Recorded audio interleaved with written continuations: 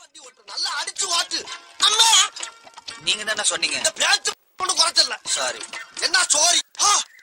போடுறா தம்பி பிரேக்க.